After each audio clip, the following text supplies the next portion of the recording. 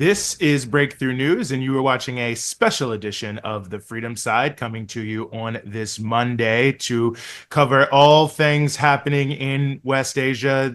There's obviously a lot to be said there, and if you're watching, you probably have some sense of what's happening.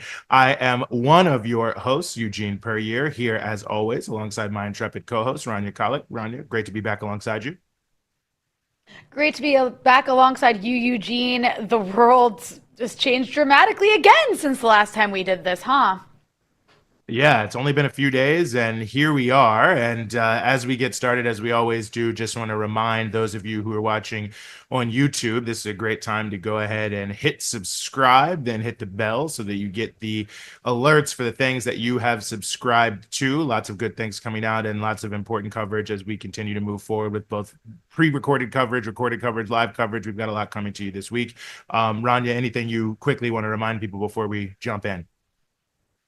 Yes, Eugene, as you always do, at times of crises, I force myself to watch mainstream news, and I've been watching a lot of CNN and MSNBC, and I have to say that right now the drumbeat to nonstop, endless, catastrophic war is at a fever pitch on those stations. So instead of being dominated by corporate media outlets, we here at Breakthrough News are trying to push an alternative viewpoint that tells the truth. So if you appreciate independent media, especially at times of war, please consider becoming a member of Breakthrough News by going to patreon.com/Breakthrough News. It makes it possible for us to do programs like this and many, many others in the midst of insane moments like the one we're in right now. So patreon.com/Breakthrough News. You can also do a one-time donation in the live chat. You can also go to breakthroughnews.org and donate there. And if you're not able to donate, or also if you can donate, also smash that like button. It helps boost us in the algorithm. Make sure you're subscribed. Make sure you're subscribed to us here at Breakthrough News. Hit the bell for notifications so that you're notified whenever we have new episodes like this live stream go up. And I'll throw it back to you, Eugene, so we can just jump right into it.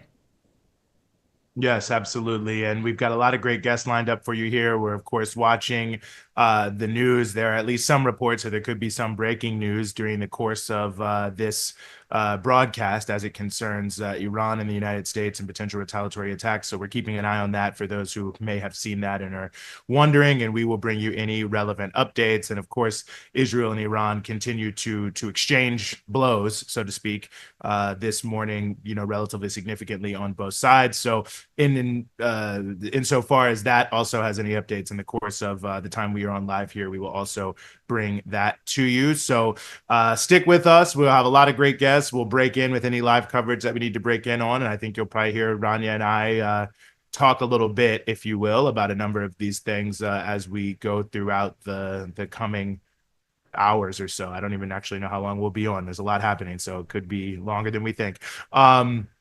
Nonetheless, thanks everyone for joining us and thanks for being with us. So I think we should just go ahead and jump right into it, Rania. A lot to be said on a number of different fronts. And to start us off, we are really, really honored to be joined here on the show by Naveid Zarinol, who's an assistant professor of history at Lahore University of Management and Sciences, and also the host of The Colony, which you definitely should be checking out if you aren't already. Naveid, thanks so much for being with us.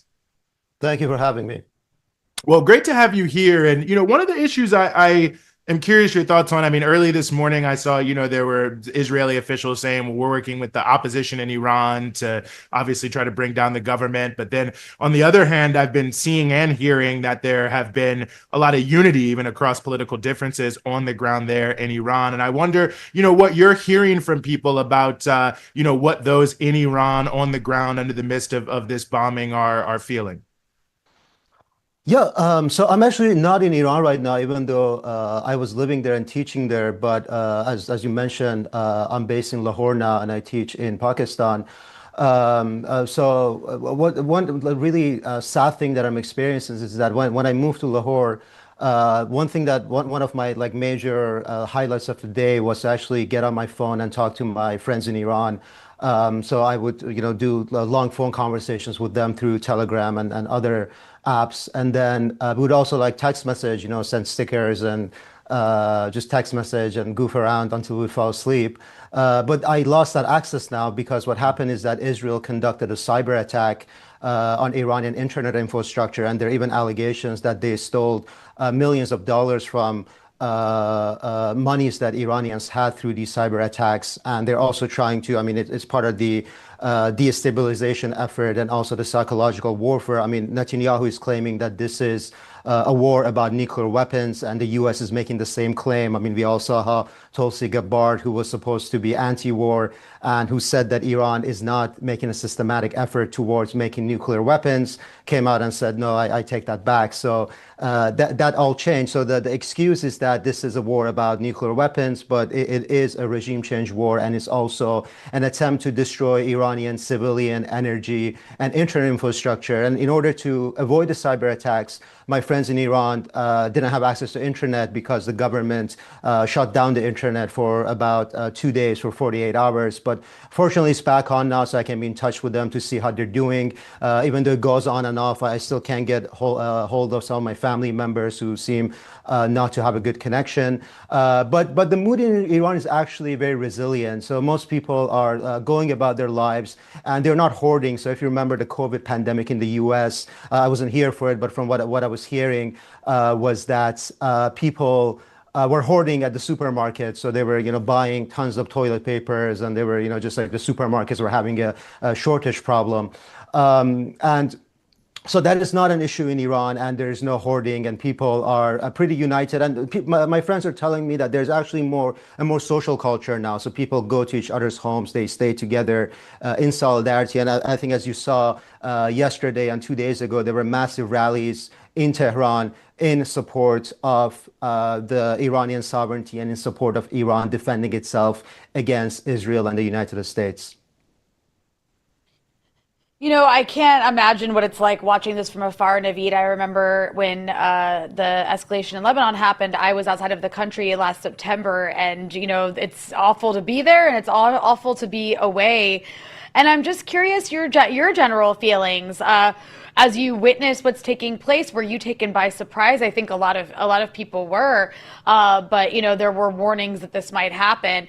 But I also would ask you to elaborate a bit on the sentiment in Iran, just because what we're hearing a lot in U.S. mainstream media is that Iranians hate their government, and this is actually an opportunity to get, not just for the typical kind of regime change, but for Iranians, like now they're just going to rise up and overthrow the Ayatollahs because Israel's bombing them, and now we can free all the women.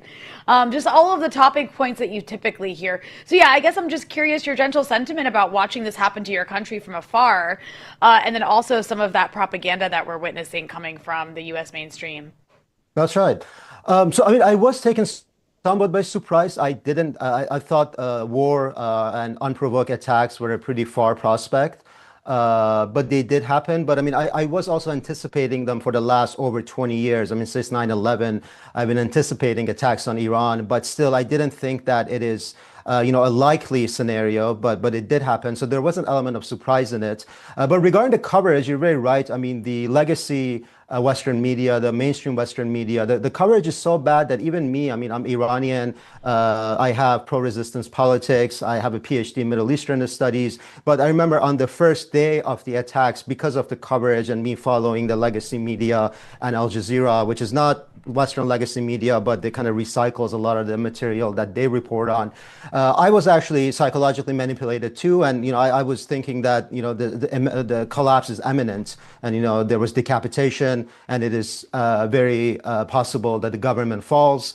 So it actually even had an effect on me. But as you know, I calmed down, and by the second and third day, there was a pretty smooth chain of command transition to new commanders and new officials, and they retaliated, I would say, relatively effectively against Israel. And as I mentioned, even though a lot of people have grievances with the government, in particular because of the economic problems and the economic suffering of the people and the massive inflation, they still don't want a foreign imposed regime change operation by U.S. and Israel. So the whole Western reporting that Iran is weak and there's an imminent fall. It is not true. I mean, of course, Iran has its vulnerabilities, economic vulnerabilities, inflation, being sanctioned and not having access to the same advanced jets that the Americans and Israelis have. But when it comes to warding off aggressors, I think the Iranian government and the Iranian people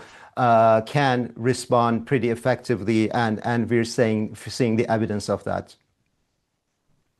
I think that's a really important point, and it speaks to sort of another issue that I think is relevant here that I'm curious your thoughts on, and I think that everyone is thinking is what this is really about. I mean, we're talking about this as a regime change war, but of course it's being presented as this is really about nuclear weapons. And even you hear many of the hosts and U.S. media, they'll say it was a target on Iran's nuclear weapons program, when of course Iran does not have a nuclear weapons program. It has a nuclear energy program. But I mean, I'm curious your thoughts about why Iran, which has been very open for over a decade now to making a deal with the United States, with Europe, with other countries, and very open to the some form of intercourse between the two sides, why they're being targeted so aggressively by the United States.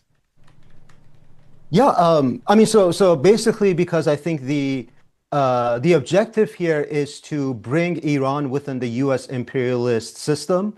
And Iran is one of the only countries that is not serving its proper function in the U.S. imperialist system, especially in the Middle East. And the Americans and the Israelis know this. And also, the Iranians are a big obstacle to Israel's longevity as an apartheid state and as an occupationist state. So they want to solve that problem. So in a way, they want to accomplish two objectives at the same time. So one is to bring Iran within the U.S.-led imperialist system, both militarily and economically, to bring it within the single integrated market that the U.S. dominates. And secondly, to basically eliminate any resistance in the Middle East, any resistance led by a state in the Middle East against Israeli apartheid and Israeli occupation. And I think what the countries in the region don't understand, countries like Jordan and Saudi Arabia and UAE that has normalized with Israel, and Jordan that intercepts Iranian missiles on behalf of Israel and the US, even though the Arab masses would rather see the missiles go through. What they don't understand is that if Iran falls, Israel might come after them next, especially Jordan, because, I mean, despite having relatively normal relations and peace for now, eventually there might be a change in government in Jordan, and the Arab masses who oppose Israel might form a new government, and Israel might come after Jordan next. So I think regional unity is very important here, but unfortunately, we're not there yet, and the region is fractured, and this is what allows all these attacks on countries like Lebanon, Yemen, Iran, and Syria, and as we all know, Palestine. Since you are teaching in Pakistan, I'm curious if you could speak to the fact that the Pakistanis kind of, made some really supportive statements and offered some material support to Iran, but you do also have the Israelis, making these weird threats against Pakistan as well. So I'm just curious if you can maybe speak a bit to that relationship. I don't think people are maybe so familiar with some of the relationships that a massive country like Iran has with many of its surrounding countries.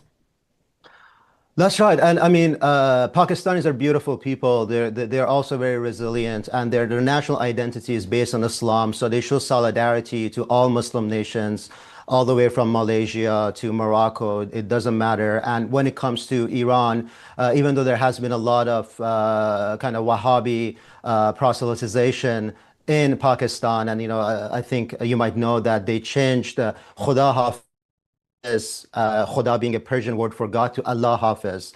So in a way, that is the Wahhabi influence on Pakistan. But at the same time, they're very much pro-Iran when it comes to the attacks on Israel. I received several emails from my students and the faculty expressing support. So it's a very social, popular support for Iranian resistance against Israel. But also at the state level, we're seeing some statements being made. I mean, there are also reports circulating on X and on social media that Pakistan might be providing covert support to Iran. And there was an Pakistani official that said we would give nuclear weapons to Iran. I don't think those are verified. I mean, I think it's at the level of rumors right now. But Pakistan did close its border with Iran, which, I mean, you might think that that's actually not helping the Iran resisting Israel, but it is because I think the attempt here is not to have elements of sabotage in their enter Iran through the Iran-Pakistan border, and this is what the Israelis do. I mean, the Israelis try to use divide and conquer, similar to the old colonial empires of Europe. So they draw on the Afghan population in Iran, for example, to try to recruit the Afghan population to become Mossad agents. And there were allegations that, I mean, most Afghans in Iran are great people. They're very much law-abiding citizens, but apparently there were some recruits from the Afghan community in Iran. These are the allegations that are being made. So they might do the same thing on the Iran and Pakistan border, and I think that's why Pakistan closed its border with Iran.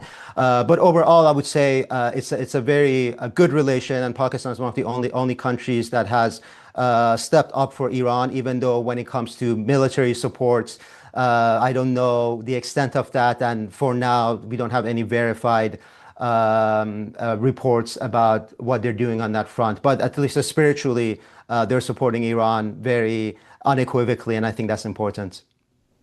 Yeah, and huge protests in Karachi yesterday. Also Islamabad that it didn't get a lot of. And I saw the PTI jailed leaders actually had a statement smuggled out this morning to say they stand with Iran and they stand with Gaza. So certainly a very interesting commentary there. And it's notable too, and another reason, because of course India traditionally is a little bit closer to Iran, at least economically, than Pakistan historically, but ultimately in the context of this, and I think India's own politics, we're seeing not as much support. So I mean, it makes you feel that maybe one sort of we don't know what's going to happen, but that this also portends perhaps some more significant regional shifts in a broader sense when whatever the fallout may be of this conflict. So you're asking what the regional shifts will be? Yeah. Okay. Yeah, I mean, I think, again, because I'm a historian, I'm really bad at predicting things, but I'll give it a try. So, I mean, there are reports that the U.S., the strikes on the nuclear facilities by the U.S. were theatrics. And the U.S. is now trying to escalate, and they just want a symbolic Iranian response. And after which, because the Israeli war effort is wearing thin, and they don't really have the resilience or the patience for prolonged conflict the way the Iranians or the Lebanese do, there will be a ceasefire after this. But if those reports are inaccurate and there was extensive damage to the facilities, and also because you can't really trust the U.S. because they might say that, oh, this was theatrics, just do a symbolic response and we'll de-escalate. So because you cannot trust the U.S., the Iranians might respond heavily, and then we might have go up the escalation ladder, and they might be a full-blown regional conflict. And if that happens, I mean, I think we're looking at a very long war between U.S., Israel on the one hand, and then Iran on the other. And then the question is, who will come to the aid of Iran? I think some possibilities are Pakistan, Russia, and China. Although when it comes to Russia, Russia is not a very reliable ally of Iran. I mean, historically, there's also a kind of a distrust of Russia because the Russian Tsar imperialism left a big scar on Iranian collective memory. And during the Soviet Union era too, they tried to balkanize Iran because there was, for 1 year after the Second World War, there was the autonomous Azerbaijan and autonomous Kurdistan regions that the Soviet intervened in, even though they gave up that project after a year. But they also have this history of wanting to break up Iran. And even though Iran sold numerous drones to Russia in its war against Ukraine, it doesn't seem that Russia is stepping up much militarily. And I saw Putin give an interview yesterday where he said that, oh, we have 2 million Russian Israelis, and we want to maintain good relations with them. So even though Russia condemned the unprovoked Israeli attack, I'm not sure if Russia will be a reliable ally, but we have to wait and see. And perhaps they're doing things covertly to aid Iran. But if it's a full regional war, it is likely that several countries will come to the aid of Iran, and if not directly, they will aid Iran indirectly. And there were also reports that there were 3 cargo planes from China. I don't know if they're verified, but apparently there were cargo planes from China that landed in Iran soon after unprovoked attacks by Israel. And no one knows what they were carrying. But if there were indeed Chinese cargo planes coming to Iran, that means that China is also aiding Iran. But one last thing I say is that even if there is no regional war, if Iran falls and Iran is defeated, like I said earlier, it is very likely that there will be greater destabilization in the region. So Israel might go after Jordan next, might go after Egypt next, and potentially even Turkey and Saudi Arabia. I mean, not in the short term, but in the long term. Before we Well, a let you lot to go, be Navid, seen. I just wanna ask one quick thing, and also I do want to let people know Navid will be coming on a future episode in the near future of Dispatches, so keep your eye out for him because he is just has a wealth of knowledge as a historian. But Navid, we're waiting to see what Iran will do in response. The reports say that a response from Iran is imminent, and I'm just curious. I know you don't have a crystal ball, but what do you think is likely to play out here? Because some people are wondering if this is going to be, a kind of sort of like choreographed hit, kind of like what we saw after the assassination of Qasem Soleimani to try to de-escalate. But that clearly didn't stop the U.S. from doing what they're doing now. So others are saying, no, this is like going to be something way bigger. And I'm just curious, in terms of maybe what you're seeing in the Iranian media, which way does the wind seem to be blowing? Yes, I mean, the Majlis, the Iranian parliament, passed a bill that approves now the closure of the Strait of Hormuz. And the Strait of Hormuz is the strait through which anywhere between 20 to 30% of the global oil supply passes through. And so if the Supreme National Security Council, that is the final decision maker here, acts on the parliamentary bill and closes the Strait of Hormuz, I think that will be a major response and also a major act of escalation against the U.S. And I think it would really rock the global economy. And I mentioned earlier, I mean, when Americans are not used to crises, I mean, Iranians are used to crises. They manage, they don't hoard. But the Americans during COVID, they started hoarding. And if, gas hits, $8, $9, $10, I think the Americans will just grow so just angry I mean, they're already angry with what Trump has done, but it seems that public opinion doesn't matter because at the end of the day, it's the oligarchs and the wealthy Zionists that make the decisions and the politicians that they pay. But it is possible that Iran retaliates by closing the Strait of Hormuz, and that will have a major impact on the global economy. And then the other possibility is that they target American bases or the Saudi infrastructure that was used to launch the attack on the 3 Iranian nuclear facilities. And it could be other Persian Gulf states are also in danger of Iranian retaliation. So I think this is all fair game because it was an unprovoked attack. The U.S. left the negotiations, acted in bad faith, and now is attacking Iran using the Persian Gulf countries. And Iran could retaliate against any of those interests. So both the American interests and the infrastructure in the military infrastructure in the Persian Gulf countries. But also because I think the ultimate problem of Iran here for now is Israel. It is also possible, as you mentioned, that they just do a symbolic retaliation against the U.S. and they prolong their war against Israel. So they send more barrage of missiles against Israel. And then eventually, I think the Israelis will just give up because they did not accomplish their objectives. Mainly the toppling of the Iranian government, and they see that there's no, Sayyid Ali Khamenei, the leader, is not leaving Iran like Assad did, and there's no major fractures within the Revolutionary Guard or within the army, and the people, even if they have grievances, they do not want a regime change imposed by the Israelis. So I think the Israeli will see that this is not going anywhere, and they would also be interested in a ceasefire. Well, a lot to continue watching here and to continue following. Navid, we really appreciate you joining us here, helping us sort through it all. Thank you, guys. Thank you for the great questions, and I look forward to speaking with you again. Keep up the good work. Thank you. Well, one issue out here, Rania, is the response in the United States. And there's certainly the response that's happening in the streets in terms of protests, but there's also what's happening in Congress. And very, very happy to have with us here live at Congress, Medea Benjamin, who is a peace activist, co-founder of CODEPINK. Medea, thanks so much for being with us. Hey, thanks for having me on. I just stepped outside to have a quiet place to talk to you. Well, we really appreciate it. And I don't know exactly how I want to characterize this, but it does seem at least there is a little bit of discontent in Congress with the way that these strikes happen, maybe a range of different reasons. But I'm just curious, what you all in CODEPINK are hearing on the Hill regarding, how Congress is reacting to these strikes.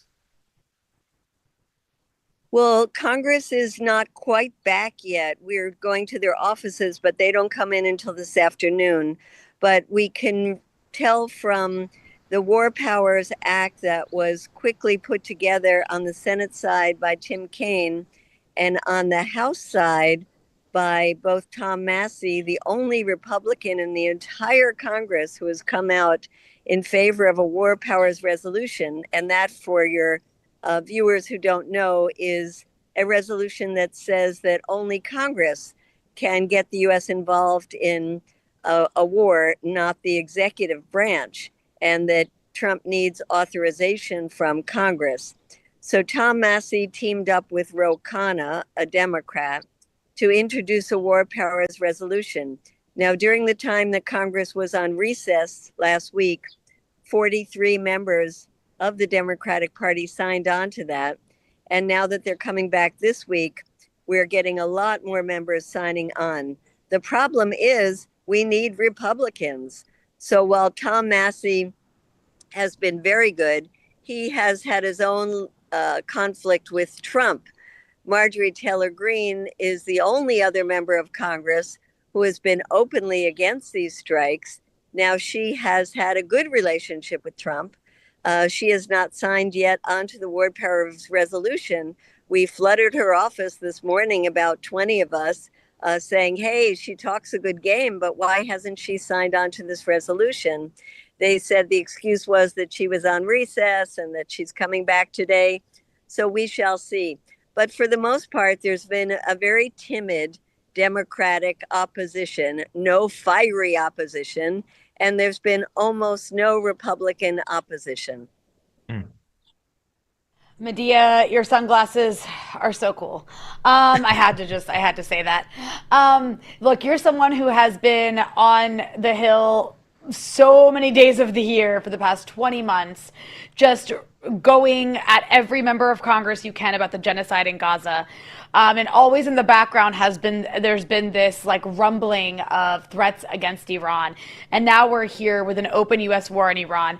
And, I saw this clip of J.D. Vance, because J.D. Vance, he sort of came into office making these claims that he's against regime change wars and he's against, all of this forever war drama that America has been inflicting on the world. And so he was asked straight up on one of the programs he was on the Sunday morning news shows yesterday to respond to the fact that every regime change war has ended in failure and disaster, and how this one could be different. And you know what he said? I'm still shocked that he said this.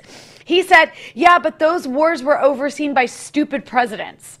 And this is not a stupid president. So the problem wasn't the regime change war. The problem was the stupid president, which I thought was an interesting argument. But all that's to say, we've seen the last 20 months of genocide on Gaza. And before that was Iraq. Before that was Libya. Before that was Syria. Before that was Yemen, Afghanistan, and on and on and on. And every single one of these places has been completely destroyed and plunged into catastrophe because of the U.S. And now here we are watching it happen to Iran. I'm curious, you've seen all of these things play out. Is there anything different this time around in the way it's being pursued? Or is it the same script as usual? And what can we do differently? You had, a peace organization. What can we do differently to hopefully make this one not happen? It seems like the exact same playbook. We were at a demonstration over the weekend at the Washington Post, and it was just deja vu all over again to see how the mainstream media, which you all have talked about so well, has been portraying this, to know that this is just an absolutely unprovoked situation, to hear the same kind of lies by many of the same people. And here in Congress, it's so many of the same people. But Rania and Eugene, the fact that we were not able to hold anybody accountable for the disasters of Iraq and Afghanistan and Libya leaves us in this situation. Our country is so broken that we have not fired anybody. We have not impeached anybody. We have not put anybody in prison. We have not seen the consequences for the last 20 years. And so here we are again. What can we do differently? Well, I think this time around we need to reach out to Republicans because the Republicans control the White House, they control the House, they control the Senate. They're the ones in charge. And there is a huge Republican base that is against this war. And we see the tremendous disconnect. You know, every opinion poll that has been put out, even terribly worded, like the Washington Post last poll, um, of saying, should we go and do military strikes in Iran? Every single one shows the people saying no. Republicans, Democrats, young, old, black and white, they say no. So I think this time around, we have to hook up with Republicans. You know, we did this when Obama was about to go in and get the U.S. deeply involved in Syria. We teamed up with the Tea Party to say no. We've got to do that again this time. And I know people on the left are really reluctant. You know, I said we just flooded Marjorie Taylor Greene's office, and some of your viewers might be saying, oh, no, please, not Marjorie Taylor Greene. She's such a racist. She's so anti immigrant. She is against trans people. I mean, she is all of those things. But at this moment, we need to make common cause about one thing, which is stop supporting Israel. And if we can find those allies that represent literally millions of people in the Republican Party, that's something we have to do to put the pressure on the White House. You know, Medea, something I was hoping you could speak to is, you know, a lot of the commentary is sort of like, well, you know, as long as the US is just bombing and we just have these planes, that even if it was to extend beyond these strikes, that it's just not really that dangerous. It's not that big of a deal. You know, it's just kind of targeted and no big deal. So I was hoping you could respond to that, because it feels like, you know, the pulling the one thread in a sweater and the whole thing unravels. It's the exact same thing we heard about Iraq, that it was going to be so easy, that it was going to be, I think, you know, 3 months at the longest it was going to take, that it was going to be paid for by Iraqi oil, that the population was going to be so excited to be liberated from the regime of Saddam Hussein. I mean, we heard this all before, and now we're talking about a country of 92 million people. We're talking about a country that could be such incredible chaos that it could infect the entire world economy. I mean, let's face it, the resources of Iran factor in greatly when you look at the price of oil. This is going to be even more disastrous. And people don't understand it, but they have to look at history. They have to look back at the last 20 years and say, we can't do this. Eugene and Rania, I know you two know it, and you've been saying it to your listeners, and I thank you so much for doing that.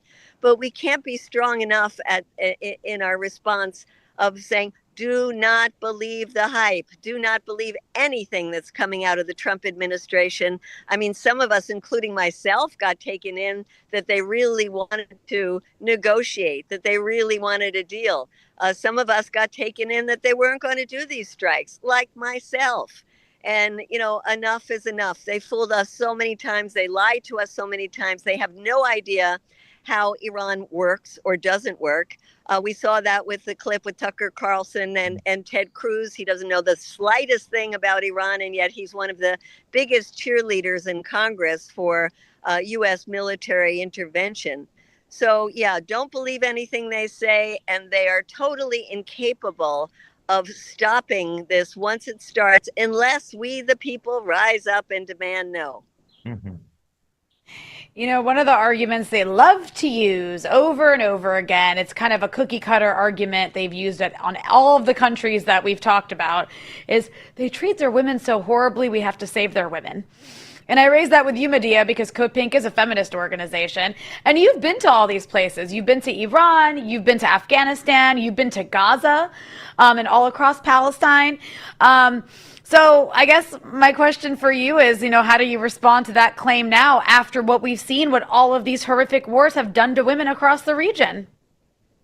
So let's look at the status of women in Afghanistan. I was there after the Taliban took over again this time, and we've seen things just deteriorate since then. But on the other hand, in so many places in the Middle East, Women are the majority of university students. Women are our architects, our doctors, our lawyers, are all kinds of professional women. And I saw that in Iraq before we invaded there. I expected to see these women who were cowed in this government run by a dictator that was a Muslim country. And boy, was I wrong when I met women with PhDs who were asking me which of the Black women poets in the United States were my favorite. And these are women who'd never left Iraq. And in the case of Palestine, we know how important education, especially for women, is throughout Palestine. And in the case of Iran, yes, women want to have more freedoms, but women are extremely advanced when it comes to women's education and women in profession and women business people.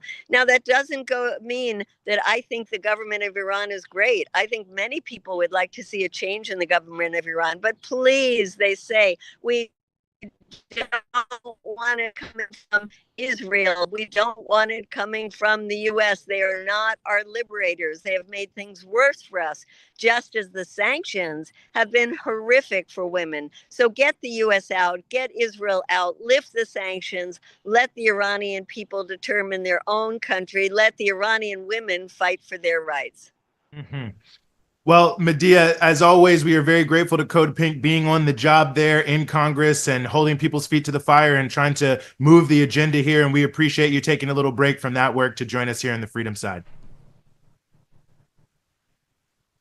Thank you so much. Call your members of Congress, Senate and House. Tell them to sign the War Powers Act. No war in Iran. Thank you. Mm-hmm. Rania? Well, Eugene, it's the same thing over and over again, but this time around, this is not. I mean, not that Iraq was a small country, but Iran is a country of 90 million people. Iran is not a weak country. It might not be the most powerful country. It may not have the weapons that Israel has, but it has an army. It has an air force. It has some air defenses left, and it has been managing to respond, by the way, to Israel's attacks. I just saw an update from the New York Times that says that the first British plane, a British Royal Air Force flight, departed Tel Aviv on Monday, the first of what the government says will be several evacuation flights for British nationals who are seeking to leave Israel because of the country's ongoing war with Iran. Most commercial air travel has been halted since the war began, as Iran sends waves of missiles and drones in response to Israel's attacks. And I mean, this shouldn't be understated. What's happening here? Does it mean Iran will win? No, not necessarily.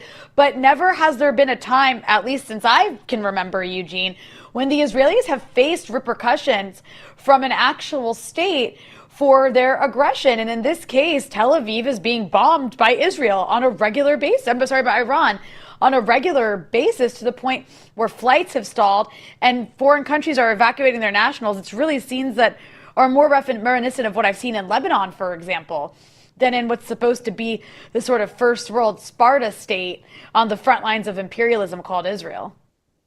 Yeah, no, I think that's true. I mean, I've seen some reports, it's hard to say, but hundreds of buildings have been, essentially destroyed. I think over 2,000 apartments, tens of thousands of Israelis have been displaced. They're constantly being sent to the shelters, on a regular basis. I mean, certainly Israel has never been hit this hard before. I mean, I think the only precedent would be, Saddam Hussein firing the Scud missiles at Israel in the context of the first Gulf War, but that was not as sustained, and the Scud missile is not the Iranian missiles. I mean, I think if you look at what's happening between Israel and Iran, to me, I think the best maybe corollary is like a heavyweight fight where both sides are standing in the middle of the ring and exchanging blows. I think we're seeing that the Iranian missiles are very advanced in many ways, and you can see like the multiple warhead missiles that they've just rolled out that they hadn't been using before, which are directly designed to address this. So clearly, it's very significant what Iran is doing to Israel. Obviously, the Israeli government is saying, been making many statements in the past little bit of time that, we don't want to be in a war of attrition. We don't want to be in a long-term war, all these other factors. And I mean, okay, Eugene, I have to stop you there. Eugene, I have to stop you there because explosions have been heard over Doha and Qatar, and this follows many Western embassies telling their citizens in Qatar earlier today to shelter in place. And then a White House official, before I saw that update from Reuters that there's explosions heard over Doha, had said that they are aware of or confirms they are aware of a potential attack by Iran against the American airbase, Al Udeid Air Base in Qatar. Al Udeid Air Base in Qatar hosts U.S. Central Command. So if this is in fact Iran retaliating, this would be the first time after this that they're retaliating against a U.S. base. I don't know if that's exactly what's happened, but given all of the reports we've been seeing coming out of foreign embassies in Qatar, and the countries had also, just before we started recording, shut down their airspace. This could be the big response. And if it is, it will have been a very choreographed response, because from what I understand, Al Udeid Air Base, I don't know for sure, but I saw people who seemed credible earlier saying it had already been evacuated. So that means they would be hitting something quite empty. If that's the case, as we'll know more as more reports come in, then this would be more like a larger version of that choreographed response after the assassination of Qasem Soleimani, which was intended to demonstrate Iran's capability of responding while also seeking an off-ramp for de-escalation. That's certainly true. It'll be interesting to see, although that's the nature of the escalation ladder, is sometimes things you don't expect start to happen. Let's bring in Vijay Prashad, the executive director of the Tricontinental Institute for Social Research. Vijay, thank you so much for being with us. It's a pleasure. Thanks, Eugene.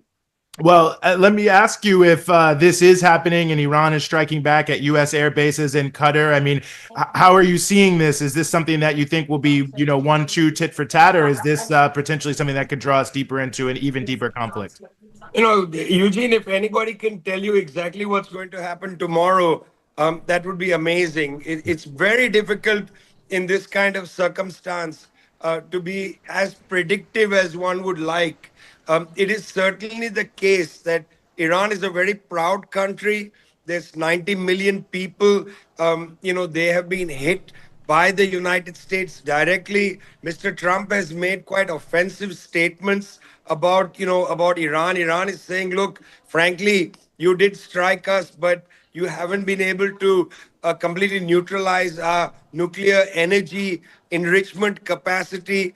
Mr. Trump says, no, we destroyed it all. We destroyed everything underneath the surface of the earth. This is very provocative. It would be very difficult for a proud country not to retaliate and say, look, we took our revenge upon you. Now, the question is, having hit Al Ubaid Air Base, if that's indeed what is happening, will the United States, again, as you just said, climb the escalation ladder, go one step further? The real fear here, Eugene, isn't whether the United States will strike one of the 3 nuclear energy enrichment sites again, but whether they would strike Tehran itself, whether they would hit, a civilian target and so on. That's the real danger and threat. It's very unpredictable. Mr. Trump himself is unpredictable.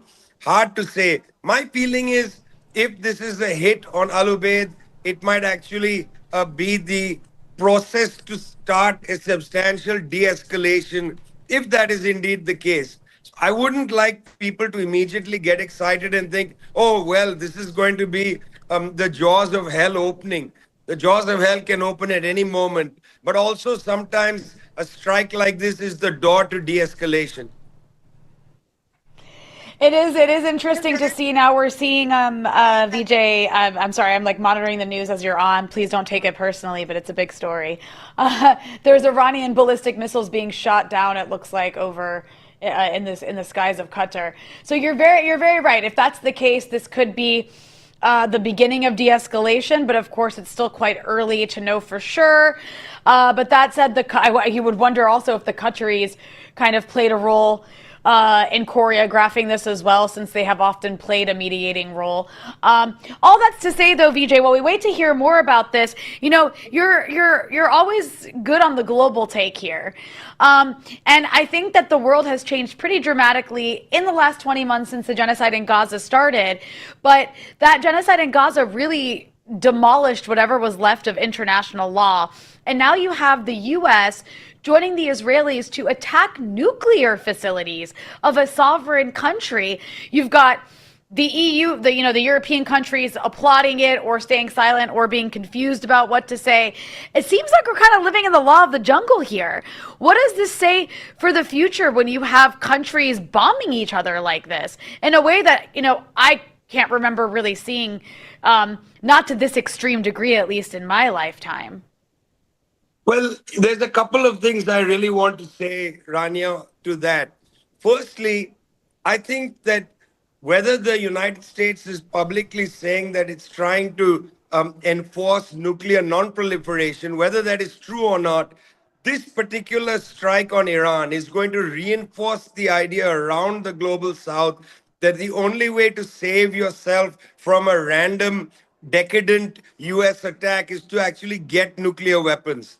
Both the example of Libya and the example of North Korea are instructive.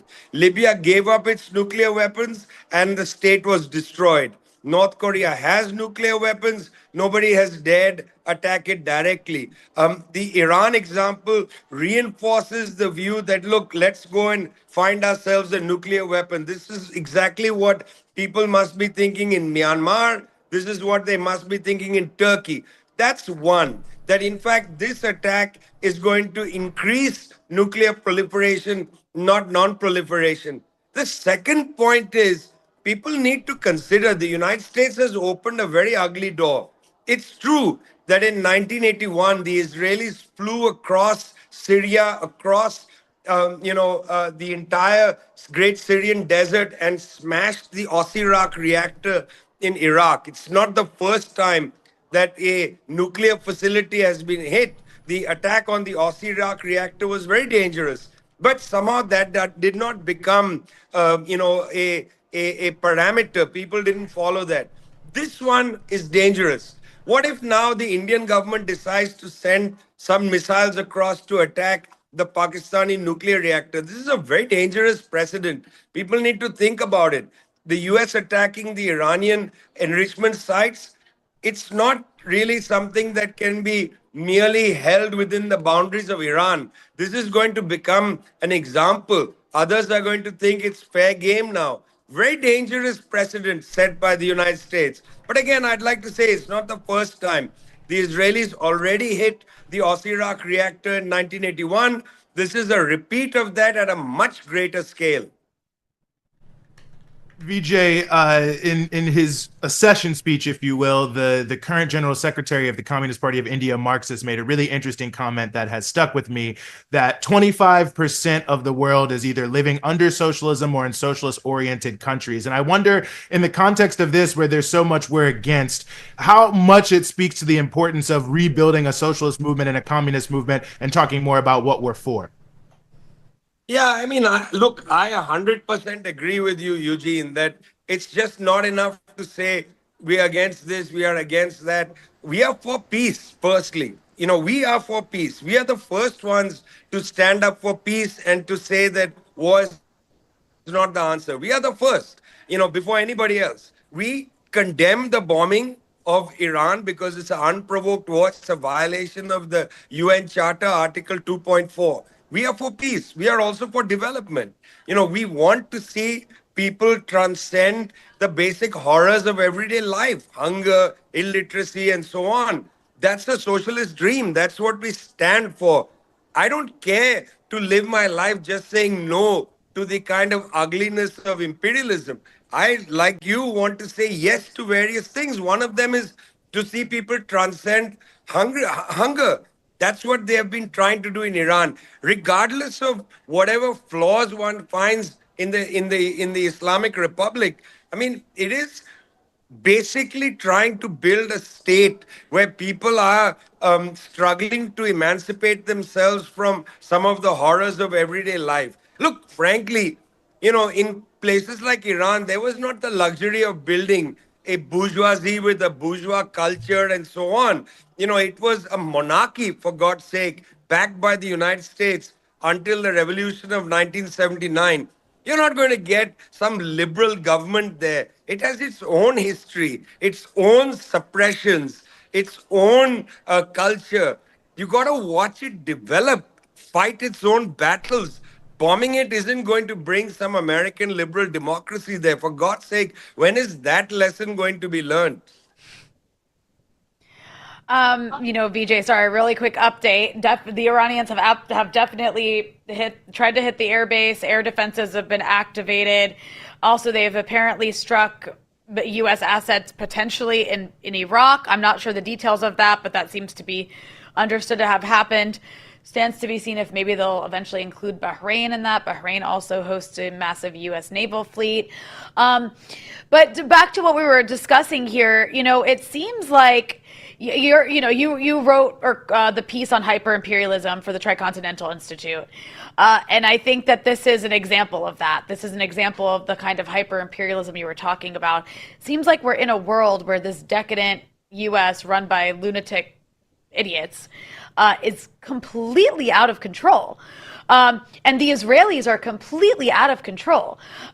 They don't care about the consequences to anything, even really to themselves in the long run. Everything's just about short-term gain, and everything's a nail, and we're going to use a hammer to crush anything that stands in our way. What is this new era of hyper-imperialism that we're in? It's a lot scarier than I could have imagined. Well, Rania, I'm joining you from Germany, from Berlin, in Europe. I'm so sorry. I'm really quite surprised to see this continent so at heel to the United States, unable to stand up and clearly condemn, stop arms transfers, for instance, to Israel, prevent at least in some measure the genocide from continuing, condemn the strikes on Iran because these are a violation of the UN Charter. I mean, the Europeans are doing nothing. They are sitting at the heel of the United States government. We can say that Israel is the madman of the Middle East. We can say the United States is acting without law. But what about Europe? What about NATO?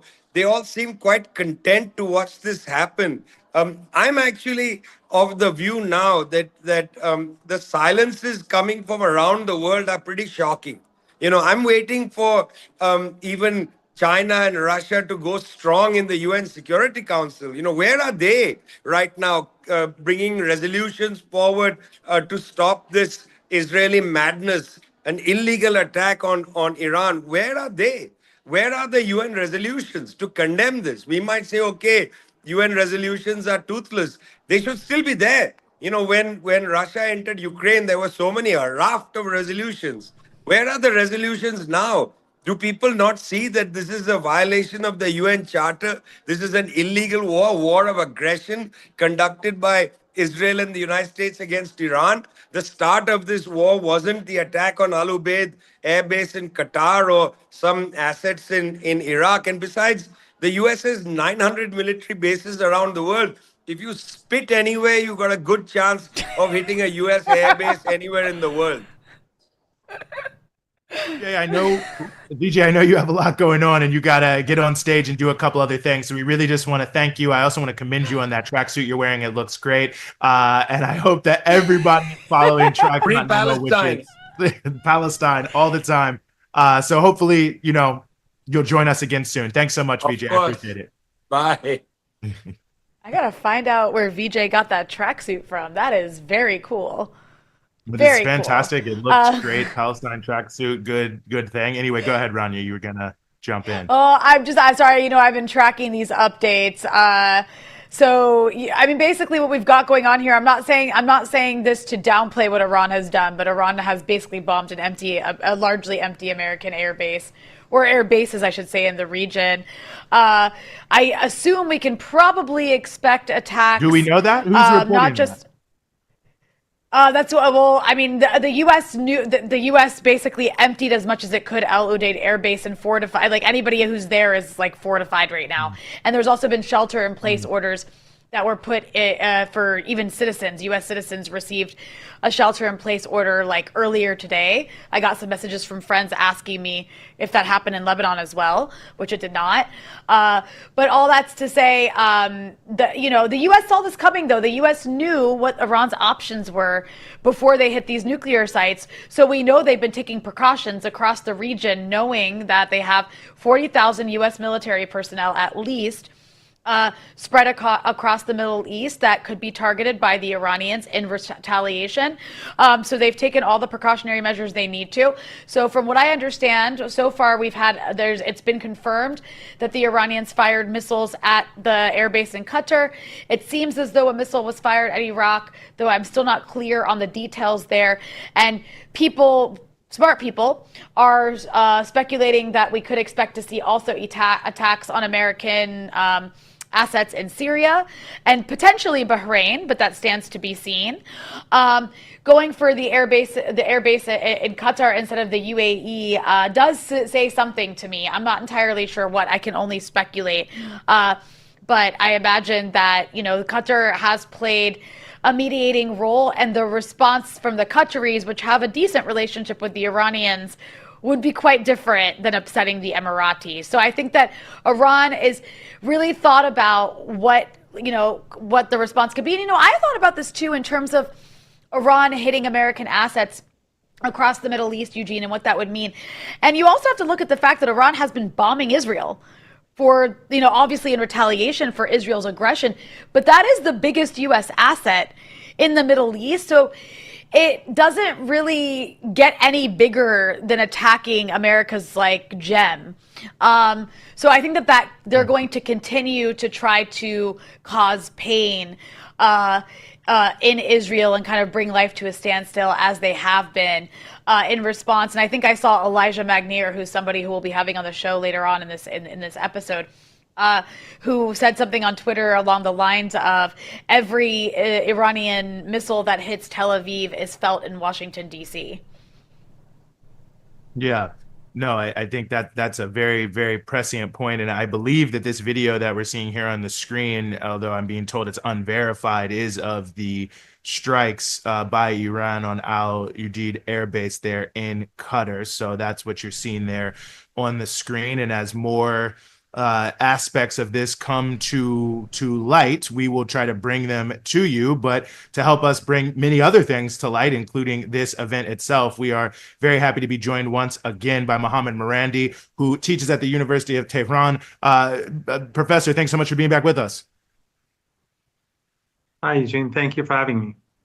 Well, great to have you. And I guess now that we're hearing something about retaliatory attacks on Al Udeid Air Base, on perhaps U.S. assets in Iraq and other places, I wonder how you're seeing the situation in this moment.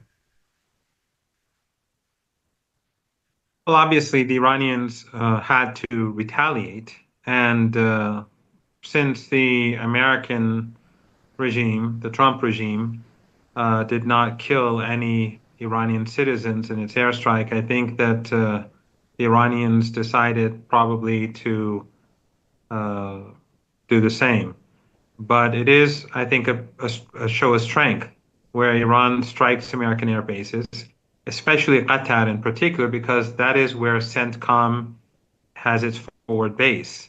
In other words, it is in control of all of the bases. It commands all of the bases across the region that are controlled by the United States. So by striking CENTCOM, that is probably the most important, the strongest message that Iran can give. Now, I don't know if Iran is going to strike other bases as well, but it is a show of strength that Iran is able to strike the Israeli regime and simultaneously punish the Trump regime, which is quite a feat in itself.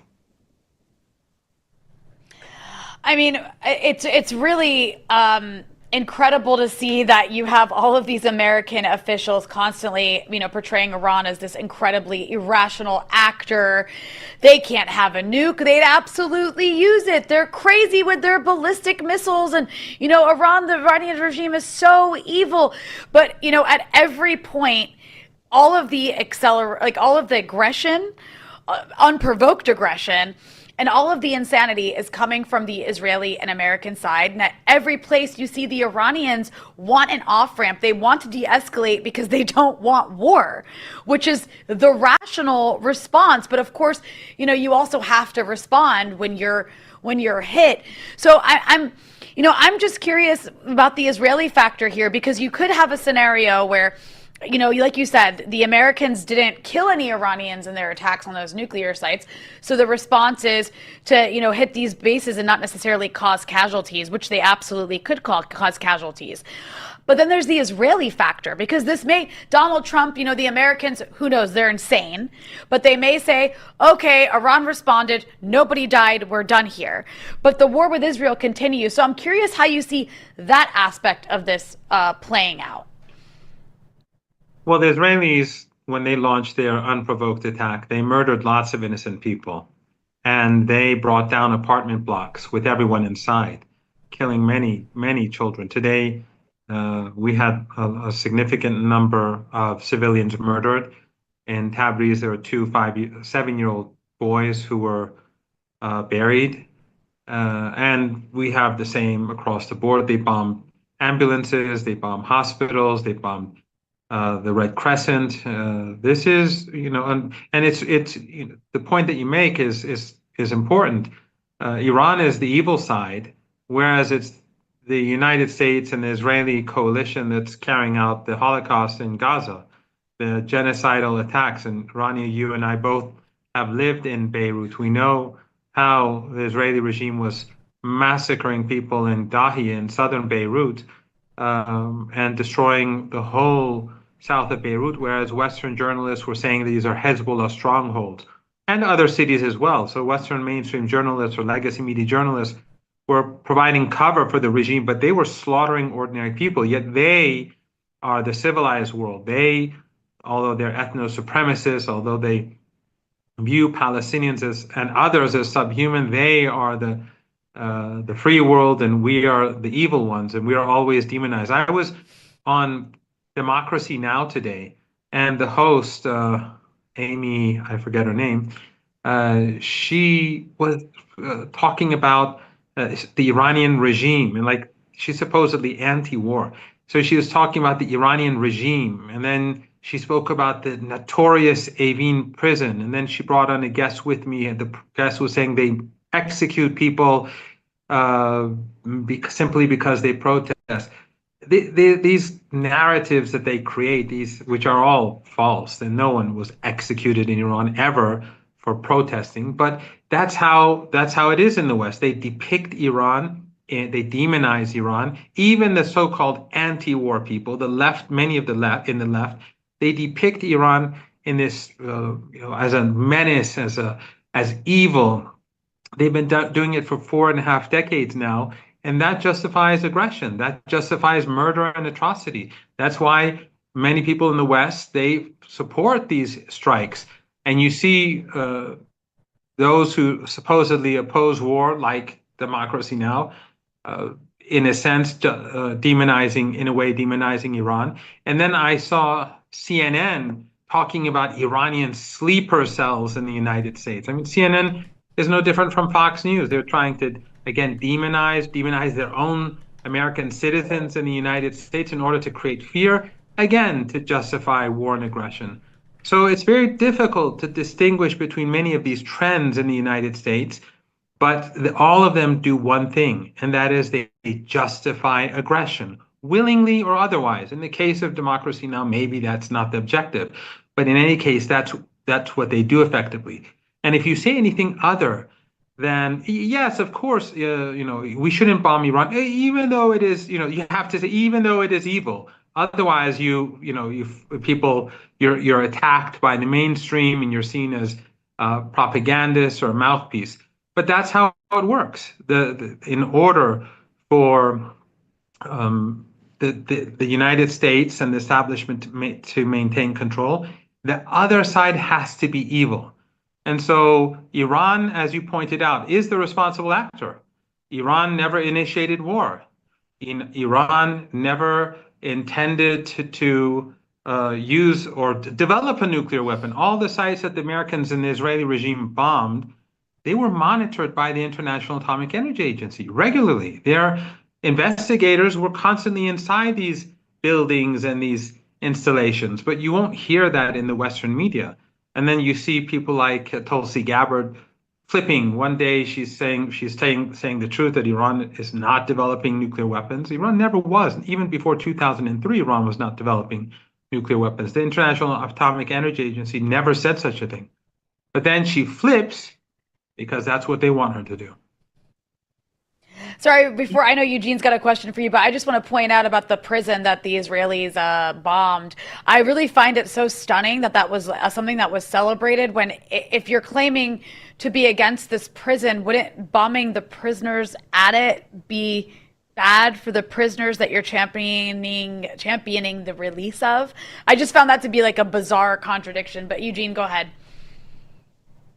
No, it's certainly an interesting one. I mean, we just had Vijay Prashad on, who noted, of course, that Iran is, one of the oldest civilizations on earth, a very proud country. I mean, you yourself are a veteran, and I was hoping you could speak to this issue that I feel is this American triumphalism type thing that, it's easy to push over any of these countries. Iran, like, whatever, regime change, we'll do this, we'll take that out, which feels quite Pollyannish to me.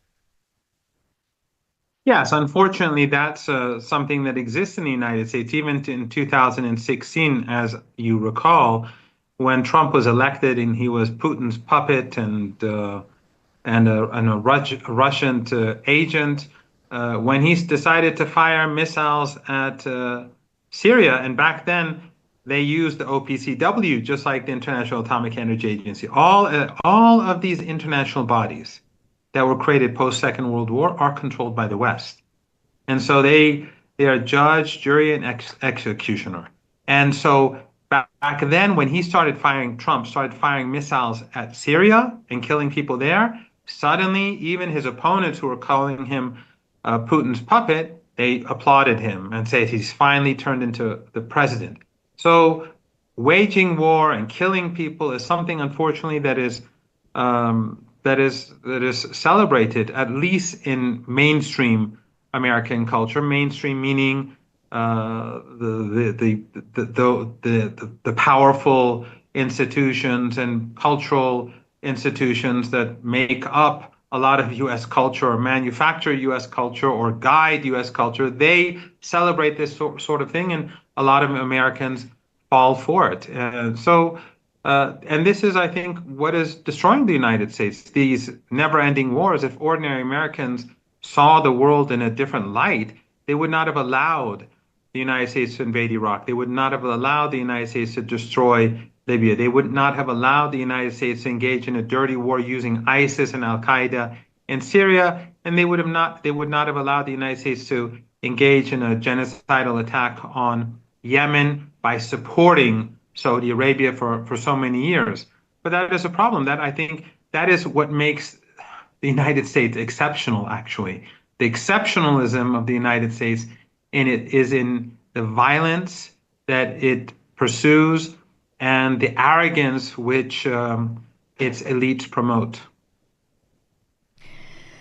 Mohammad Marandi, I have to ask you, I think everyone's question now becomes what Iran will do next, because something that's been a topic of conversation, I think it was passed in the Iranian parliament, was the idea of shutting down the Strait of Hormuz.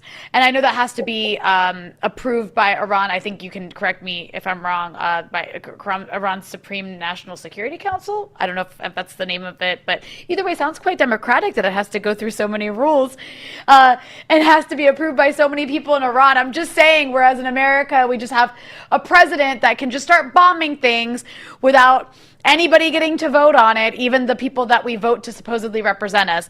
But anyway, all that's to say, I imagine that there's also a domestic concern in Iran too. Israel is bombing and killing civilians. The U.S. is arming Israel and then joined in and bombed these nuclear facilities that are used for peaceful nuclear energy. And, you know, like any citizens in any country, I'm sure Iranians want their government to respond and in many ways demand their government respond.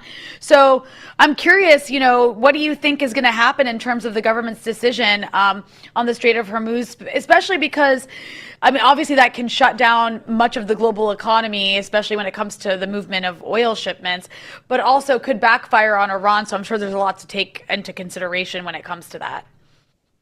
Well, first, I want to go back to the prison issue. There's no footage of Iranian officers or jailers raping people, but we do have footage of Israelis raping people. Yet Iranian prisons are notorious. And in the United States, I think you two know a lot better than I about the culture and the situation in many prisons where people like Epstein can easily be suicided and nothing happens. So it's really extraordinary for the United States and Western countries to talk about Iran. And you are right. There are many checks and balances in Iran. In Iran, there's the parliament, the guardian council, the expediency council. All of them are involved, and also the Supreme National Security Council. But in the United States, it's King Trump or King Biden, and who wages war or who imposes tariffs. He does what he wants whenever he wants, and he changes direction whenever he wants. If that is something that is usually attributed to Iran, that Iran is this dictatorship that's irrational and it's unpredictable and you know, a threat to the world. Yet it's the United States that's constantly bombing country after country. In this case, I don't know what Iran is going to do. I think a lot will depend on the United States. The Iranians don't want to expand the war. They didn't want the war in the first place. They want the genocide to stop. They want the Holocaust in Gaza to stop. And it is happening as we speak. We should not allow it to be forgotten that as we speak, they're slaughtering children. Today, they've slaughtered a large number of children. Every day, morning to night, the footage comes out. I tweet some of these. It's disturbing footage. I don't like doing this, but I want to always remind people that something bad is going on. Some people have muted me because they say they just can't stand the footage. And I understand that. The only reason why I keep posting these things, I want to remind people day and night that, look, this is not stopped. It's not going away. They're doing it day and night. You wake up in the morning, it's happened last night. You go to sleep at night, it's happening as you fall asleep.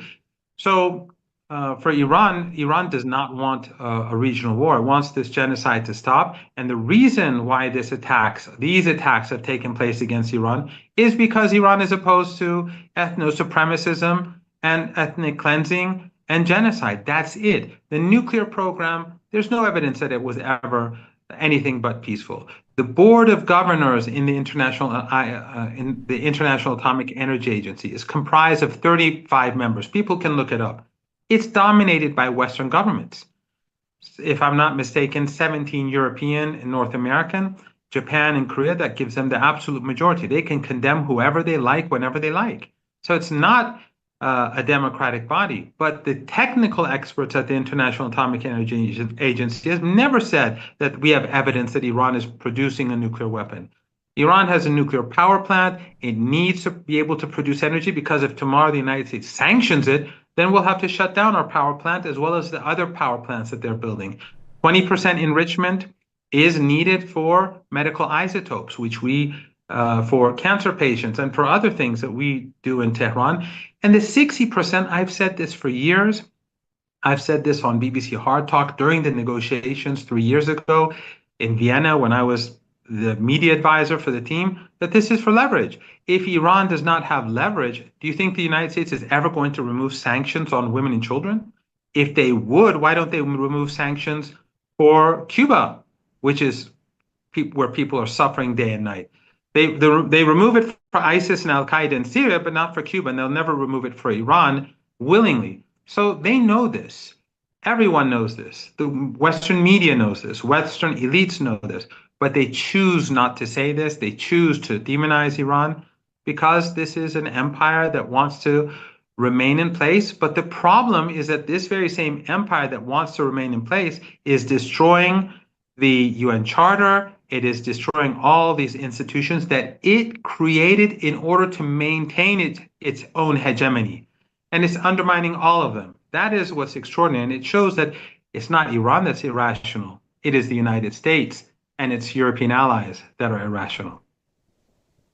No, absolutely. I think you can see that they are pushing a might makes right sort of reality on the world, that there is no way to actually negotiate or have any sort of equal relations. And that feels to me like, sort of the natural extension of exactly what you're saying, is that for the US, for Europe, it's unacceptable to have a world where they have to treat anyone else with equality, especially in the global south. And the sort of racism of the nature of this imperialism just seems so clearly on display when we look at this issue of how Iran is being treated.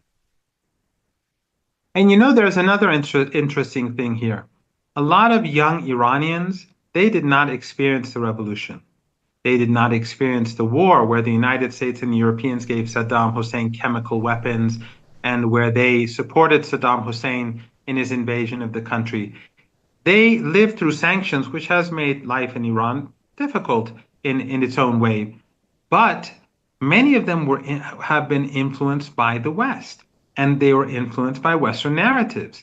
And they thought that liberalism and liberal democracy is, the best way for any country to be able to develop.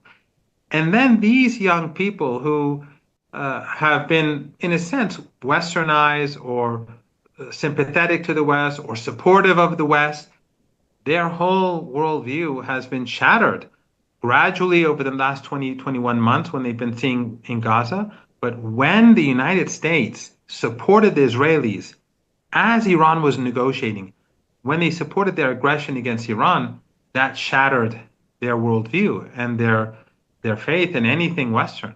And then when the United States itself brought about an unprovoked attack and war and such an extreme act of violence, again, shattered further.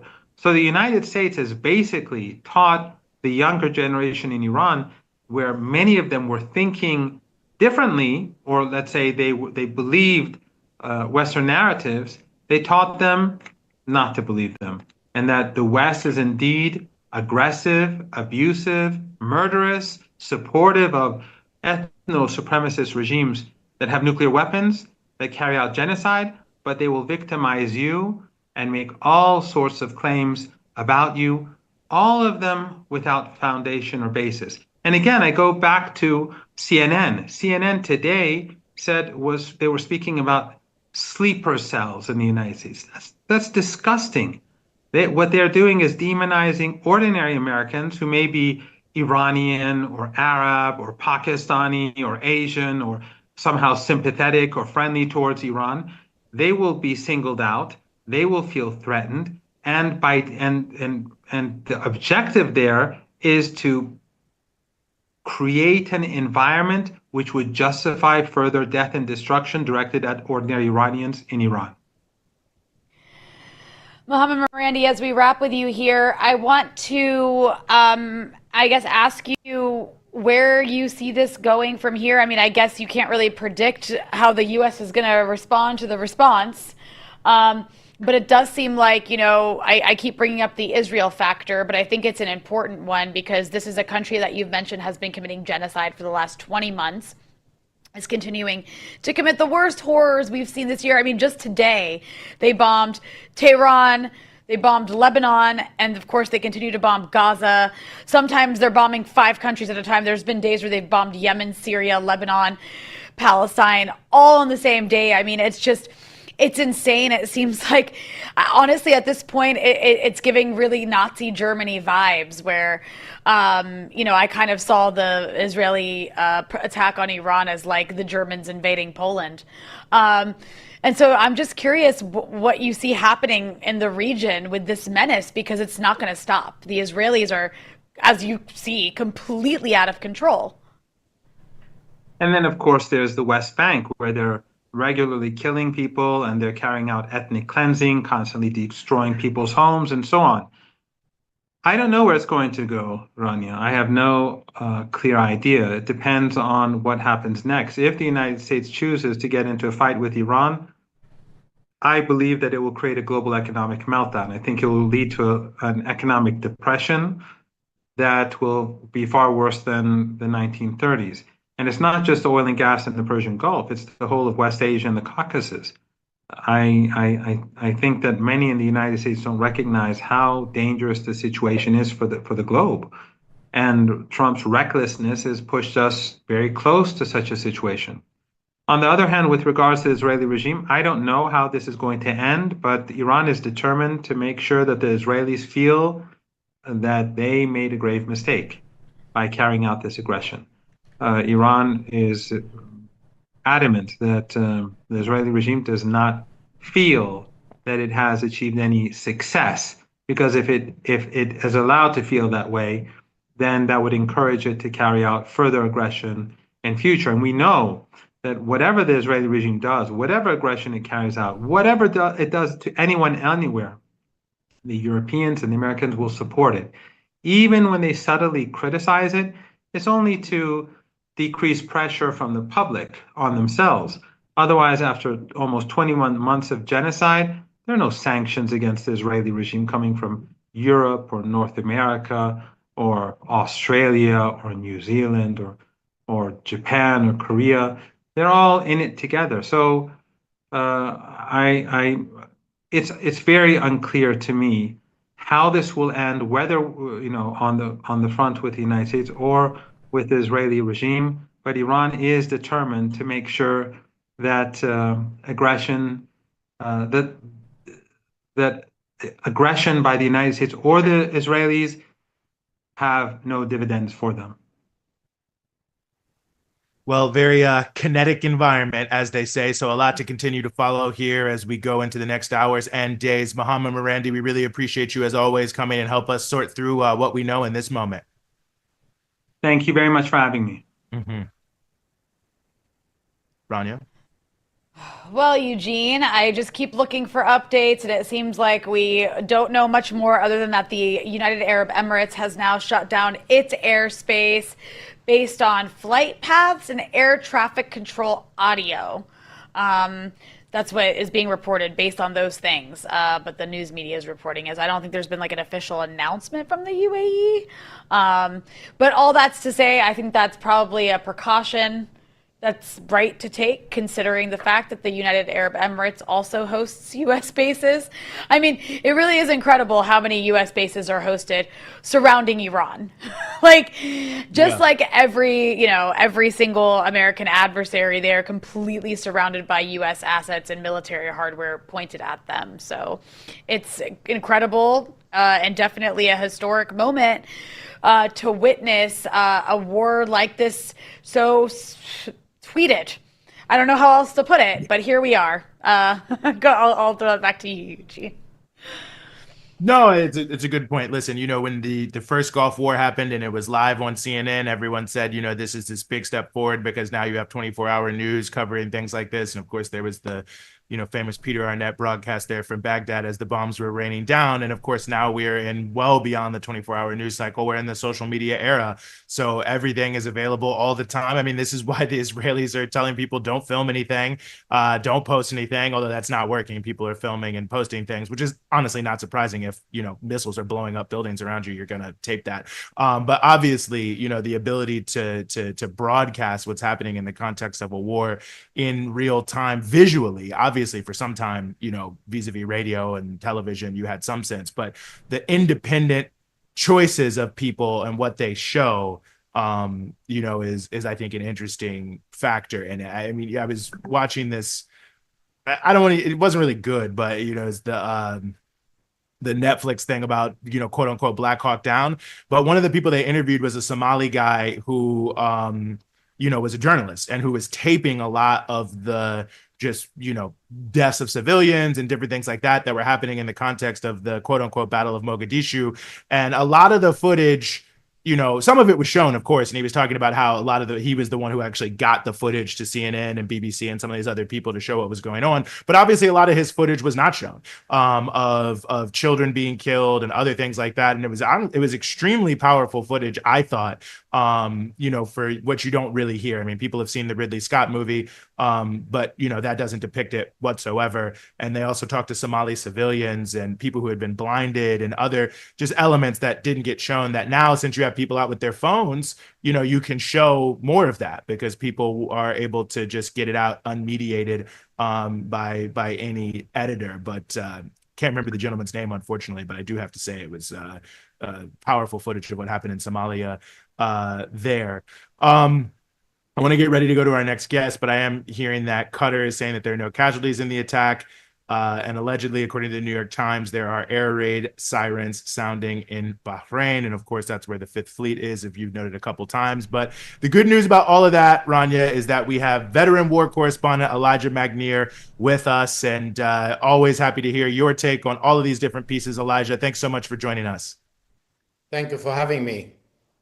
Well, I guess I'll just start with, where we are right now. I mean, we know that there's been strikes on Al Udeid Air Base. There may be additional Iranian strikes on other U.S. bases. And I wonder just how you're evaluating the tenor and the tone, so to speak, of the Iranian retaliation for the U.S. Strikes on them.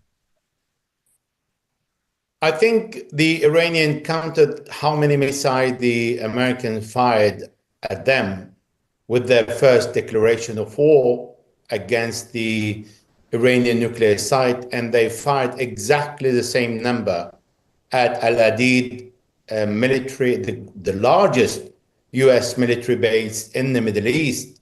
And I think the target would be only Doha, Qatar, US base there, but not the country. And for now, that is it. I don't think other US bases in the Middle East will be targeted. I think there is an alarm everywhere in Bahrain, Kuwait, the Emirates, Iraq, Lebanon, everywhere the US embassies and military are on high alert.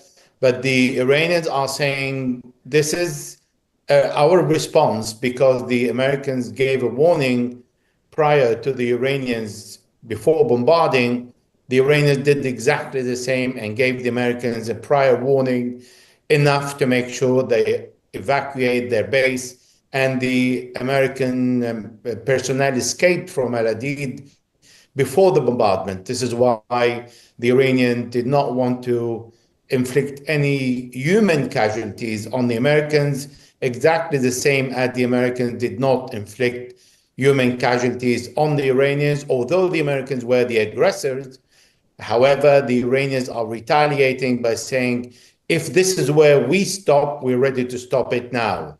Otherwise, the next step is going to be the Strait of Hormuz. It's going to be a naval war. It's going to be a war against all the other military bases, and going to be a war that will involve all the Iranian allies in the region.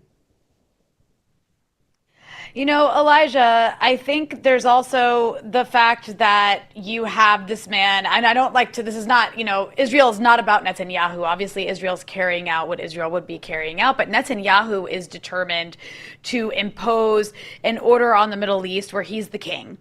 And it doesn't actually even really stop at Iran, by the way. But all that's to say, the Americans can react two ways here. They can say, okay, there were no casualties. Iran retaliated and demonstrated their power, and we can kind of call it quits. We got to, you set back their nuclear program. We win. All is good. But there's still the Israel factor.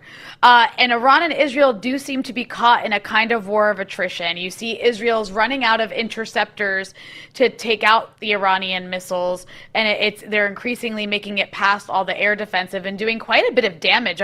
We've never seen this kind of damage done to Israeli towns and cities before. And then you have the Iranians, who don't have an unlimited supply of weapons. So it seems to kind of be, race is not the right word, but who can, keep going the longest sort of situation. And I'm curious how you see that playing out if the Americans choose to bow out after this. I think if the Americans have enough today and they announce they are no longer concerned in the war and they will not go further, then they have two choices and no more. The first choice is to say, okay, let us stop everything. Netanyahu needs to stop all his wars, which means no more war in Gaza, no more war on Lebanon, and there is a very clear deal and a ceasefire agreed at the United Nations where the Israelis will not violate it. And if Israel violates the ceasefire agreement, then the Iranians will bomb Israel. If that happens, then it means we're going toward a de-escalation. The other scenario is that the Americans would say, well, I'm going to retaliate. Then we have a war, maritime war. We have the Strait of Hormuz. We have the Red Sea. We have all the traffic between Asia and the rest of the world completely blocked. And then we have the barrel of oil going to 150 to 200 to 300, depending on how long this conflict can last. And then we have a serious crisis worldwide and a lot of missiles raining everywhere. Now, the Americans can say, okay, we stop and then Iran continue. That is in the advantage of the Iranians. At least they know they have several thousand missiles. So far, they fired only 500. They did fire several thousand drones, but they've been trying to economize on the number of missiles using selective precision hypersonic missile to make sure that they are destroying in Israel the target that is selected. Nevertheless, if the Americans are out, then I think the destruction in Israel will be huge. And this is where the Israelis will start crying, because they've been crying for the last 8 days, begging for the US intervention. And I'm talking about the rest of Israel, not Benjamin Netanyahu, who knew beforehand when the Americans will step in. And all that was agreed because the rules between the Americans and the Israelis is very clear between Donald Trump and Benjamin Netanyahu. The timing that Trump gave to the Iranians on the Sunday to go to negotiate the nuclear deal, and the war started 3 days before on a Friday morning.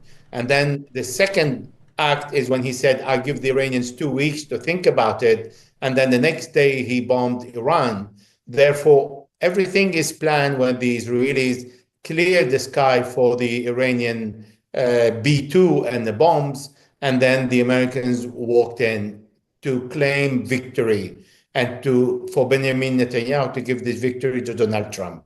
Well, now things are changing because the Iranians are showing their determination to fight on several fronts, and their determination to fight the superpower, the Americans, and the Israelis at the same time.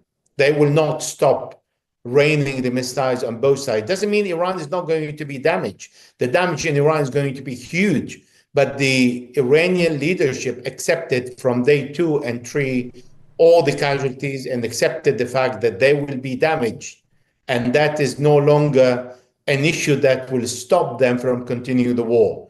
And once a country accepted the damage that are going to be inflicted, then this is easy for the military to conduct the war with less concern about the material damage. And so far, the Israelis have been careful not to bomb only the military or the nuclear facilities, but they bombed so many military objectives, but did not really go wide on the civilian infrastructure because they were afraid that Iran will do the same. So therefore, so far, Iran, with 1.6 million square kilometers, can afford much more impact than Israel, the 20,000 square kilometers. And on that note, I think is an interesting question because obviously, Israel is always sort of touting the fact, and sort of America is always backing this up, that they are so far advanced of anyone in the region in terms of, military technology and capabilities. And obviously they have a lot of capabilities and technology. But it does seem, Iran is clearly holding its own and has some technologies of its own that are formidable. So I wonder how you think this reflects on the overall issue of sort of the quote unquote military edge of Israel versus, countries like Iran and just generally. First of all, we cannot say that Iran is fighting Israel. Iran is fighting America. The Israelis, when they started the war, even against Gaza, they again went to the Americans and begged for the support. Joe Biden sent 2,000 Delta forces with several generals experienced in warfare to Israel. And then he sent hundreds of tons of explosive and ammunition. He created an air bridge, a maritime bridge. Germany stepped in, France. They all now are in the Mediterranean, intercepting the Iranian missiles that are incoming in this particular war. And then if you read all the Israeli media in the last 9 days, they just are complaining why the US left us alone. So how Israel can start a war and then start begging for the US to intervene if Israel is not capable of finishing what they have started? Therefore, it is impossible to speak about the Israeli capability without saying the American capability, the NATO capability, the Western capability, because every single Western country with a bit of technology is poured in Israel. The interception missiles is made of several European and American and Israeli industry together to create this kind of interception missile. And it's like that is not enough. The Americans brought also the third interception missile that goes on another level to add to the Iron Dome, the David Sling, to the Arrow 2 and 3. So the whole world is, the whole Western world is in support of Israel. Therefore, Israel is never fighting on its own. But however, having dominated the sky for the Israelis, because Iran never claimed to have an air force, it has created a balance with dominating the sky over Israel with its missiles. And every time, every day, we have a new missile that is surprising the Israelis to the point like this morning, Iran fired a missile on Haifa. The Israeli didn't even realize that the missile arrived, did not ring the siren anywhere in Israel to warn the inhabitants. So the inhabitants learned about it with the impact exploding in Haifa. And this is not the only one.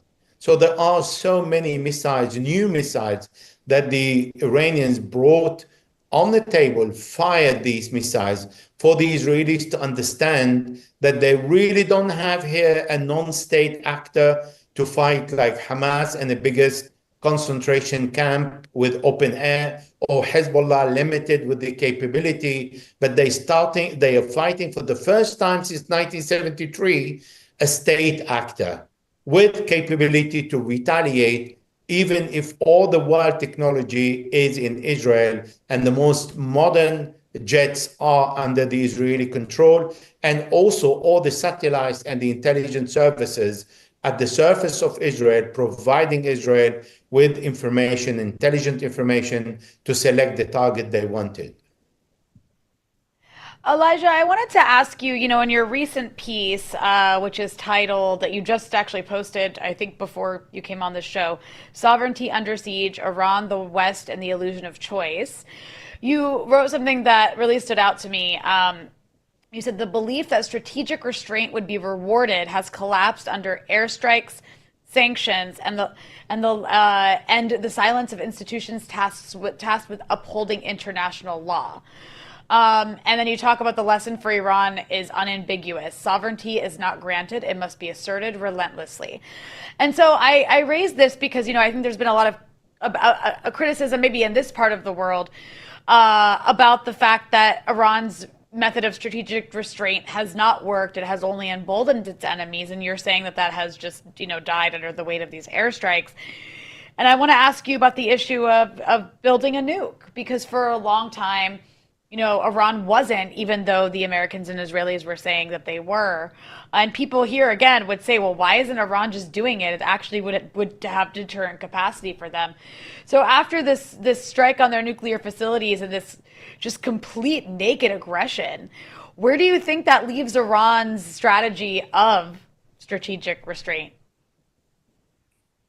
Well, let's suppose Iran has a nuclear weapon today, and the Israelis start a war exactly in the same scenario that happened 9 days ago.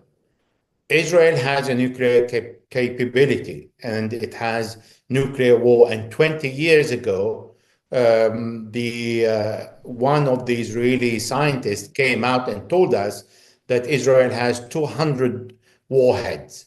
And we're talking about 20 years ago. God knows how many warheads they have today. And if we look at Ukraine and Russia had the largest stockpile of nuclear weapons. Nobody is using nuclear weapons. Only the Americans use nuclear weapons against Hiroshima and Nagasaki, and that's it. Therefore, it will be exactly the same fight today with one difference, that Iran will be on the wrong side of international law, has violated the agreement with the international community, and I'm not talking here about the Western community, and then gave the possibility for all the Middle Easterners to start making their own nuclear bomb. And then the whole Middle East would be full of nuclear bombs, and then where do we go from there? I think so far the Iranians proved their capability in self-defense. And the reason why the Iranians did not participate on the 7th of October is exactly for the same reason we see today. Nobody would have spared Iran on that day without directly attacking Iran and joining the destruction, the total destruction of Iran, had Iran participated on the 7th of October. However, everybody knows today that Israel started the war. Israel started the aggression. Israel bombed Iran, and everybody knows that the Americans unlawfully, without the Iranian causing harm to any Americans, the Americans started bombing Iran. That's a declaration of war. The Iranian retaliation today, even without casualty, hit the heart and the pride of the American administration, Donald Trump. They don't need to kill Americans to make a point. You just need to challenge this biggest superpower in the world and say, we're ready to fight you. But they fight America with their own missile, their own domestic production. They don't need to go nuclear and go on nuclear bomb because they are a nuclear country, but a peaceful nuclear country. And they don't need really to bring out the nuclear bomb and say, we will use a nuclear bomb against you. Vladimir Putin was under harsh criticism the day he said we might use a nuclear bomb. The world is no longer ready to see a nuclear explosion. Therefore, I don't think the Iranians are doing too badly. They understand they have to create a balance and deterrence with their missiles, and they are. To the point now, Benjamin Netanyahu wants to stop the war, but he wants to stop the war according to his conditions. This is not going to happen. The Iranians will not accept a situation where Israel can do the same in Gaza, West Bank, Lebanon, and Syria, and go to Iran and bomb Iran anytime they have an objective and they say we have a threat, and then we need to kill this threat before it becomes greater on us. Therefore, the Iranians, with their own productions, with their own missiles, proved to be capable of defending themselves and attacking not only Israel, fully supported by the United States, but also the United States, and understanding that the United States is not on its own. It can bring a large coalition like it is doing in Ramstein, Germany, with 50 countries, like it has done against Iraq or Afghanistan or Libya, and can bring many countries together. But Iran is ready to assume the hit Are these countries capable of suffering and having casualties? How are they going to explain to their people why they are fighting Iran if Iran hasn't started the war? Well, a lot to continue to watch and a lot to continue to see. And we always appreciate you coming on to help us sort it out here. Elijah Magnier, veteran war correspondent, thank you so much for joining us here on the Freedom Side. Thank you for having me. Rania? Well, I am so happy with the panel of guests that we had today, and it was the perfect timing because it happened just as Iran retaliated. So I want to use it as a segue to say, if you're watching this stream, which I think was a lot more useful than anything you'd see right now on CNN, and you appreciate Breakthrough News because you love independent media, as you should, I encourage you to go to patreon.com/breakthrough news and become a member for as little as $5 a month. You can access exclusive content as well as exclusive merch. But most importantly, you can help support an independent media project that is not going to lie you into war and is going to be honest about what's going on in the world. I also want to remind everybody who's watching to make sure that you have smashed that like button, you guys. Smash that it helps. like button. Music to my ears. It helps boost us in the algorithm, which is built to boost CNN, not Breakthrough News. That's for sure. Anyways, Eugene, I think that we are still in a dangerous moment as we wait to see how this plays out. Iran had to respond, and I think they responded in a very responsible way, because obviously this is a response that suggests they're saying they don't want war. The only people here who actually want war are the Israelis and Americans. Everybody else, including all of these American client states in the region that host air bases and naval bases, they don't want war. They don't want the instability of the destruction of Iran. They want a stable region that doesn't have constant flight cancellations and bombs in its airspace. And I mean, the last few weeks have just been completely insane. The last 20 months have been completely insane. And it's just hard to know where it will end. But one thing is very clear. The insane, lunatic, aggressive, violent actors are the Israelis and Americans. And it's just stunning to see how the world seems to be kind of helpless against them in this moment. But, you know, Iran's showing us that there are people capable of, stepping up to at least defend themselves.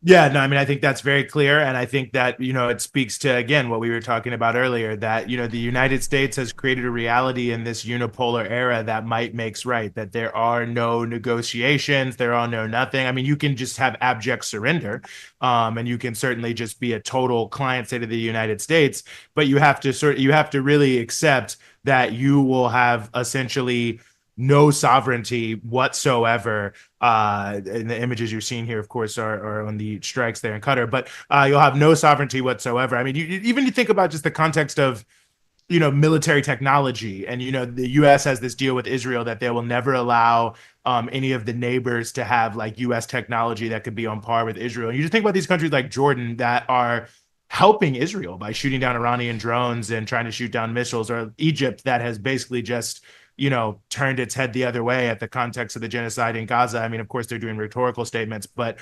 nothing like what they used to do.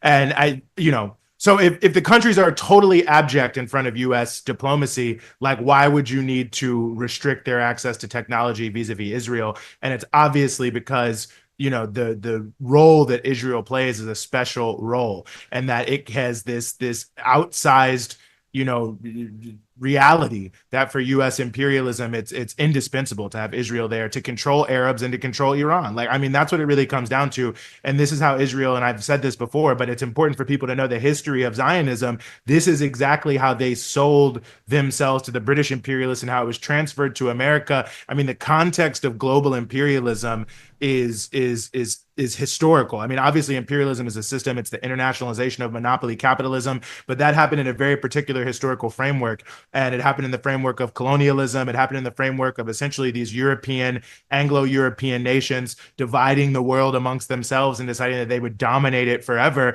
And so it's not just really even about the politics of a country, but it's about the fact that Israel is an extension of the United States and Europe. It's an extension of the white supremacist imperialist regime. And even the most abject bootlickers around the world aren't able to have the same level of support from the United States because they're not seen as reliable, because they're seen as countries where people are ultimately oppressed.